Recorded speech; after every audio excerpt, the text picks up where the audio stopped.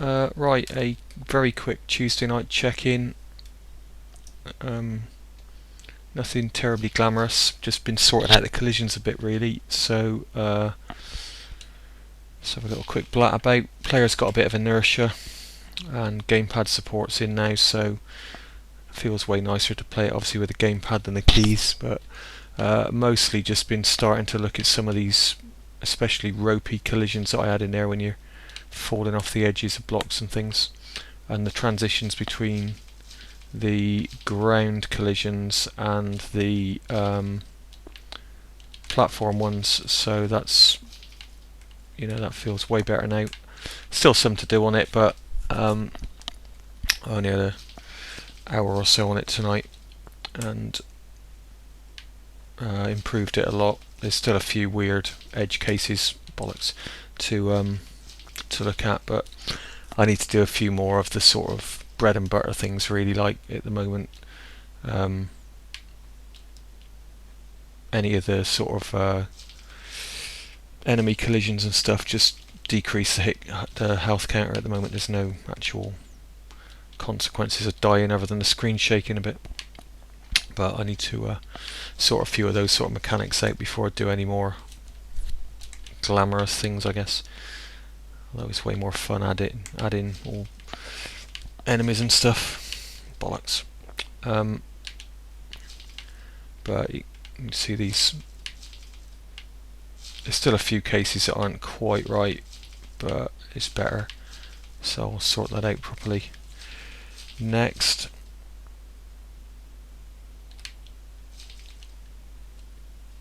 There's a little test area in here just to jump straight in and test a few different mechanics, and I can just kind of nip to bits where I've got different test things, like so is me moving platform checks up here.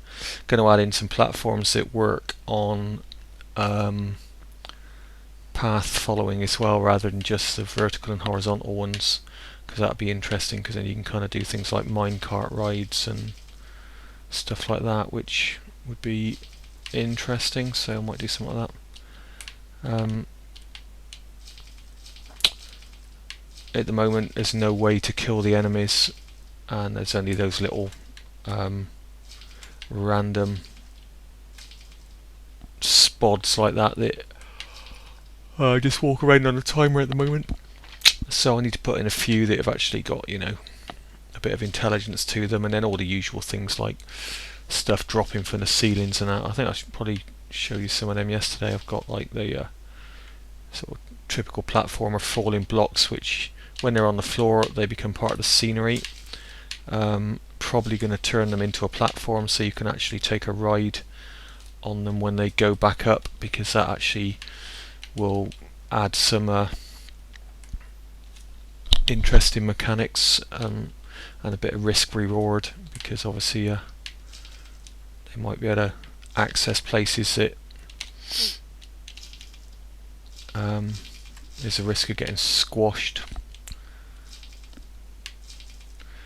Haven't decided on what's going to happen about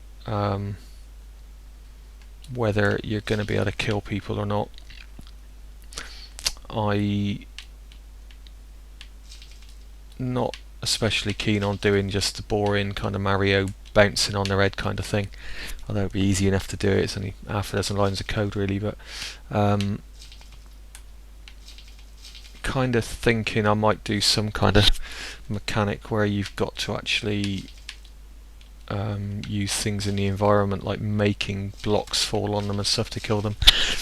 And he's probably going to actually be a little wizard dude, because the whole idea was it was going to be like the magic castle kind of thing. There's not much else to show really at the moment. That's kind of pretty much all it does. I'll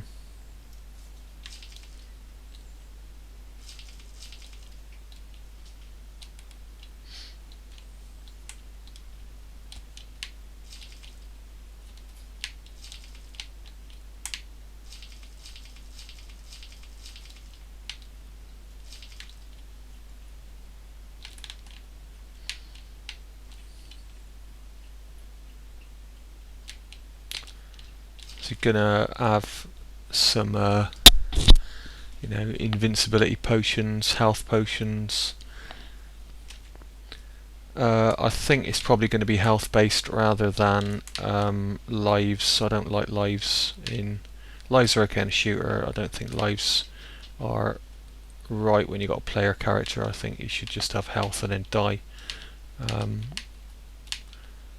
But I'm going to do some power ups for movement modifiers, you know, higher jumps, faster speed, all the usual sort of gumph like that. Big banana obviously does absolutely nothing. Work. Don't fall down there because you can't jump that high without a power up. And then, like I say, oh, there's a interesting one. You shouldn't be able to jump sideways through that. Obviously, I haven't got the solid layer set on the bottom sides because basically what you got is all the tiles that you can see there at the moment are purely decorative.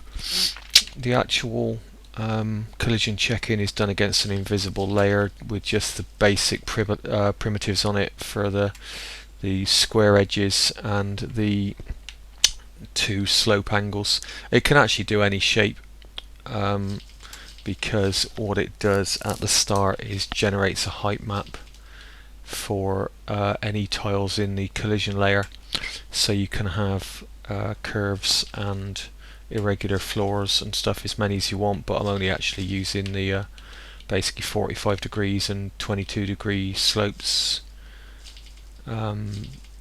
But the plan is that the curved floors and stuff would be more appropriate for outdoor layers, and my thoughts, if I can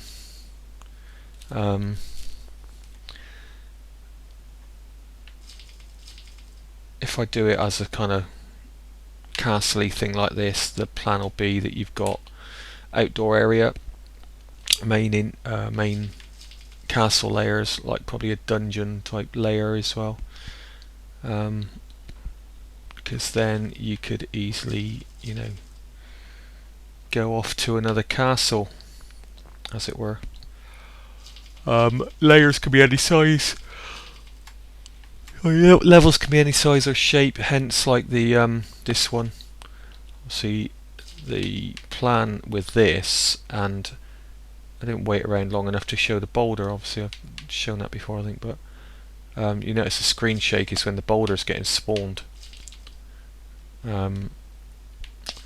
But I want to have some that are kind of like, you know, tower climbs, and some that will be heading off down into the dungeon. And like I say, one of the next things I want to add as a mechanic are platforms that work on a path, because then I can do sort of semi-scripted things like imagine that the layer just now with the boulder in it. I was thinking about doing a long kind of minecart ride with dodging, you know, so you're gonna, you know, there'll be stuff flying along and shooting at you, and you have to jump off the cart and stuff, and certain pickups on the way, and so to do that, the main cart will simply be a platform like this, obviously different styling, but the cart will follow a path, and the path system in Game Maker is actually pretty good. They'll say the boulder works at the moment, and paths can be set to be absolute within the room, or they can be relative to the instance of the object that you spawn.